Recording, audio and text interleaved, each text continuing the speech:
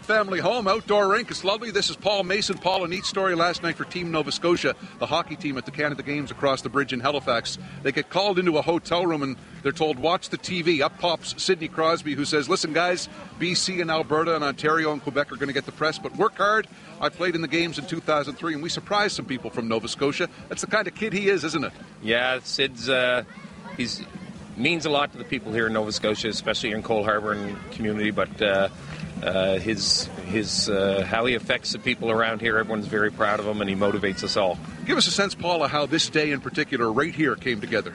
I got a call in the fall from Sid's parents. They were saying, can you help find homes for 87 sets of gear, part of the NHL Players Association Goals and Dreams, and Sid, they're teaming up to get kids 87 sets of gear, and so in the school system, I was able to make some connections there. Also, my involvement in minor hockey, so we called around and then used kids sport and found 87 homes. And I guess Troy and Trina helped pack them up yesterday, didn't they? Yeah, they showed up at our school. The students at our school were our grade 9 students, did a lot of the packing, and Troy and Trina showed up and helped out and helped with some of the cleanup at the end. I want to ask you one more thing before we bring Ron back in. You coached Sidney Crosby, didn't you?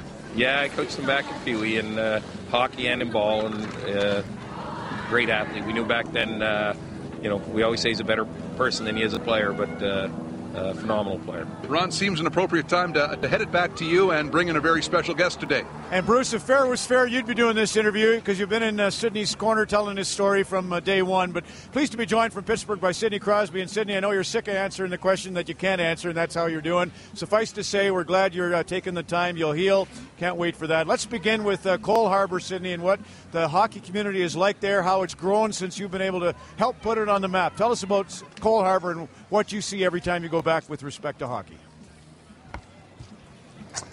Just a great place to play. Obviously, typical Canadian community where everyone supports hockey, and a lot of the kids grow up playing. So happy to see hockey continuing to be big there. But like I said, it's a typical community in Canada. Everyone loves the game. Bringing the equipment there as you've done with the 87 sets. My favorite gifts when I was young, Sidney, were a Northlands hockey stick. I was living here in the Whitehorse, and that was what the pros used. And then I got a DR set of goalie gloves when we lived in Hubbard's, Nova Scotia. Do you have a favorite memory of equipment that Troy and Trina put under your tree? Probably just getting a new stick every year. That was something I always looked forward to, and a new hockey stick at that time was big. You didn't really go through many being young, so was always kind of looking forward to the chance to get a new stick on Christmas, and was always excited about that, probably more than anything. Being here in Whitehorse, it's winter from almost August to May. Cole Harbour, that's not the case. You wouldn't have that beautiful winter setting. So tell us the story of maybe Alan Andrews or Andy O'Brien, or how a kid like you developed your game inch by inch to make it to the NHL out of Cole Harbour. Yeah, I just, like every kid, grew up playing there, played my minor hockey there, and, like I said, everyone loved the game. So in order to be good, you need to have the passion to play and want to practice, and was fortunate enough to have a lot of great coaches growing up and tried to take everything I could from them. And as you said, going down to Andrews in the summers in Prince Edward Island, that was kind of the one hockey school I went to every year, and really helped me out a lot, and going through his program as well. So meeting Andy along the way, as I got older and started to train in the summers, all those things helped. But I think anyone will tell you, to get to the NHL, you need to be surrounded by a lot of great people and have people influence you the right way, and I was lucky enough to have that. Hey, Bruce, they're going to bring you in here, and I don't know if it's true, Bruce, maybe you've heard this, that Andy O'Brien or Alan Andrews, somebody looked at Sid at 13 and said, well, he may be the next thing, and he obviously became that, but his skating needs a little work. Do you ever hear rumors like that they actually feel like they improved this great player? What question would you like to ask him?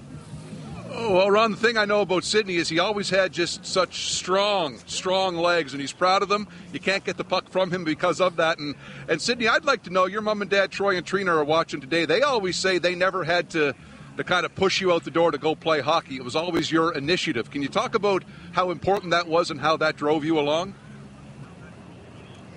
Yeah, like I said, you need to have the passion, and that was never an issue with me. And To this day, I love playing, and it's the challenges that come with it, competing, being around teammates, all those things. Even at a young age, I really enjoyed. So whether it was playing outside in the outdoor rink or in the street, or with the teams we played for, I just love playing and want to play every chance I got, and that's really a big part of it. Bruce, if you have another, Sydney, we're seeing. Yeah, go ahead. Yeah, listen, that was footage of Sydney with the Dartmouth AAA midget subways run. And Sydney, how about a comment for Paul Mason? He's standing here today with me right now, and a former coach of yours. He was big in putting this day together. Yeah, no, it's great, and Paul's obviously influenced the community big time there in Cole Harbour. As he said, he coaches hockey. He coached me in baseball as well. He's a teacher there. He had a lot to do with making this day happen, as far as making sure the kids who needed the equipment got it. So, I thank him for everything that he's done, and I appreciate everything that he's done. And again, he's one of the people who influenced me growing up as well. But I think the main thing today is we're celebrating hockey, and it's really nice to give 87 kids a chance to play who maybe typically wouldn't get that chance, and they get the opportunity to play a game that we all love. So just really happy that he could be involved with that.